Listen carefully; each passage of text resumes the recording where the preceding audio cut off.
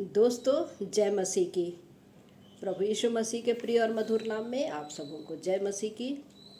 आज मैं एक बहुत ही कंट्रोवर्शियल विषय को लेकर के आ रही हूँ, जो कि पाया जाता है पहला तिमोथी 5वां अध्याय उसका 23 पद। पहला तिमोथी 5 का 23 कहता है, भविष्य में केवल जल ही का पीने वाला न रह, पर अपने पेट के और अपने बार बार बीमार होने के कारण थोड़ा थोड़ा दाखरस भी काम में लाया कर।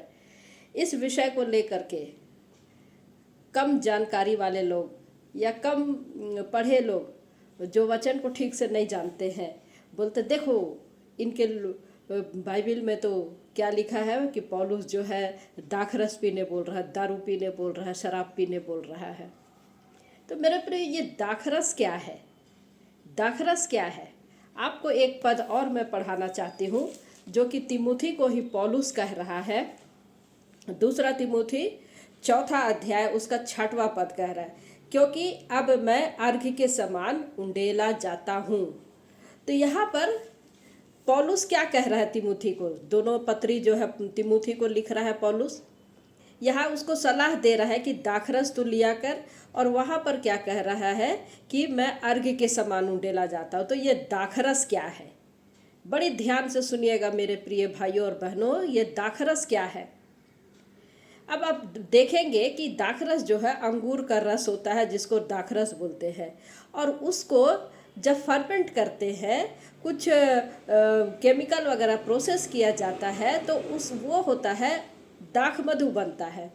और दाख मधु को फिर से जो फर्मेंट किया जाता है, कुछ वाष्पीकरण के साथ में उड़ जाता है, बहुत उसको तपाया जाता है, गर्म किया जाता है, हाई टेम्परेचर में बनाया जाता है, और वो होता है दाख मदिरा। 3 बातों को अभी मैं देख रही हूँ, अर्घ के विषय में मैं बाद में बताऊंगी। दाखरस क्या है? अंगूर का सिंपल सा रस है दाखरस, जिसको पौलुस जो है तिमोथी को कह रहा है कि तू इसको पिया कर। क्यों? क्योंकि तुम्हारा बार बार जो है पेट खराब होता है, पेट दर्द होता है। तो ये उस समय में ये औषधि के रूप में था।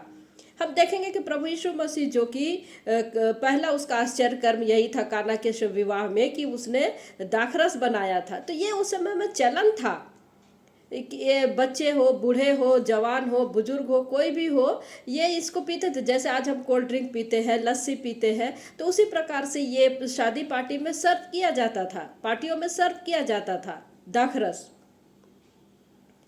और चूंकि इसमें किसी प्रकार का कोई नशा नहीं होता है, किसी प्रकार का कोई नशा नहीं होता, तो ये औषधि के रूप में लिया जाता था। दाख मधु अलग चीज है, दाख मदिरा अलग चीज है। और दाख मधु और दाख मदिरा में नशा होता है, क्योंकि उसको प्रोसेस के थ्रू बनाया जाता है। लेकिन दाख रस में नशा नहीं होता।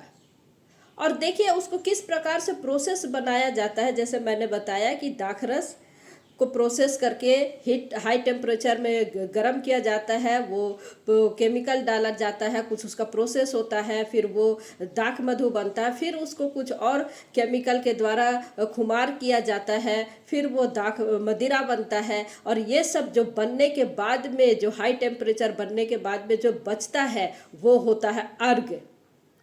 अर्घ होता है। तो वो अर्घ तक पहुंचने के लिए, आत्मिक रूप से अर्घ तक पहुंचने के लिए पौलुस बोल रहा है कि मैं कितना दुख उठाता हूं। तिमोथी, तू भी दुख उठा, तू भी प्रचार कर और सब कार्य को तू कर।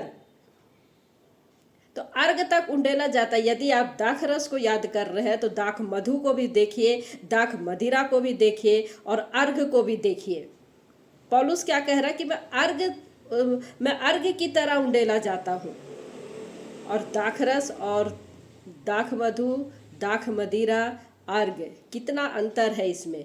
और यहाँ पर पौलुस जो है उसको समझा रहा है, उसको सलाह दे रहा है कि तेरी तबीयत खराब के कारण पानी पीने के साथ में हो सकता है कि कुछ दूषित पानी पीने के कारण या कुछ और बीमार कुछ कारण से उसको तकलीफ है, पेट की गड़बड़ी है, अपने बार बार बीमार होने के कारण दाखरस भी काम में लाया कर। तो ये औषधि के रूप में बोल रहा है पौलुस तिमोथी को, ना कि यहाँ पर किसी प्रकार के गलत विचार है, ना कि यहाँ किसी प्रकार के नशा करने की बात है। और जिसको आत्मिक लोग ही समझ सकते हैं, बिना आत्मिक लोग इसको खिल्ली उड़ा सकते हैं। देखो इसको यहाँ पर दाखरस यानी शराब पीने की बातें कर रहे हैं। यहाँ शराब पीने की बातें नहीं हो रही है, यहाँ पर इलाज की बातें हो रही है। परमेश्वर पिता आप सबों को शॉर्ट सरमन के द्वारा आशीष दे। Praise the Lord.